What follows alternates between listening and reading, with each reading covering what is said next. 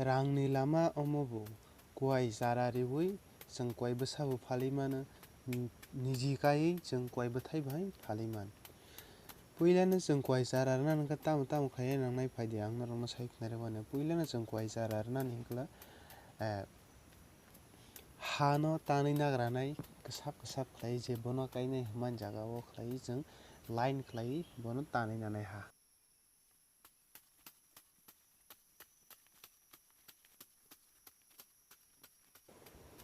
Hai khe kwbangma khlai tanui nanai je chara rwnai hwnmani sak.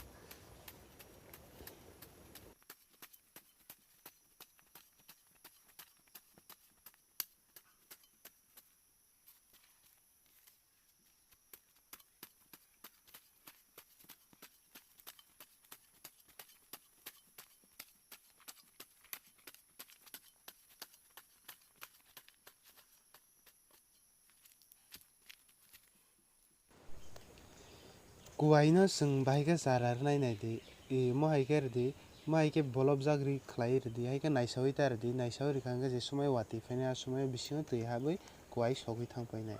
Omo bahai ni kaisa chini rangni lama ajimung chini borok rokni bagwi phaidi hinkhe chong tabuk chara rinai ano.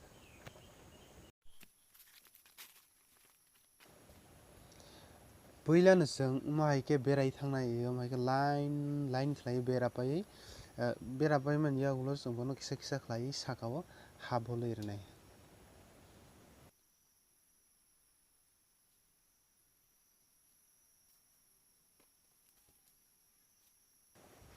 Norogo rangni ajimung no norok jaja khe norok bahai no khlai mano omo hai Kuwai ba nogo thang thangui pai manui bwthai 2 teka 3 teka rok khlai paiui mai khe chara ri mano nwng bahai ni rang ajai mani.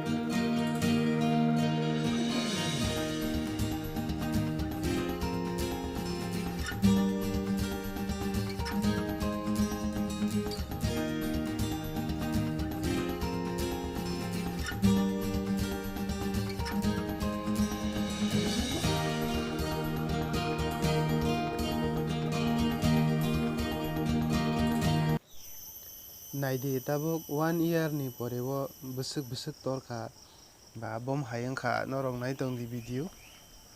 Omo tabuk tei koyek bosor gaga bono phalui bo manai chong buphango 10-15 taka khlaiui haikhe bo chini rangni lama phaiui chong rang ajai mano kwbangma no chini rangni lama tongo tabuk phalui mankha. Phangsa ni bwthai je bwswk phaino nai tongnai takhuk bukhuk chongno belai ni hambai.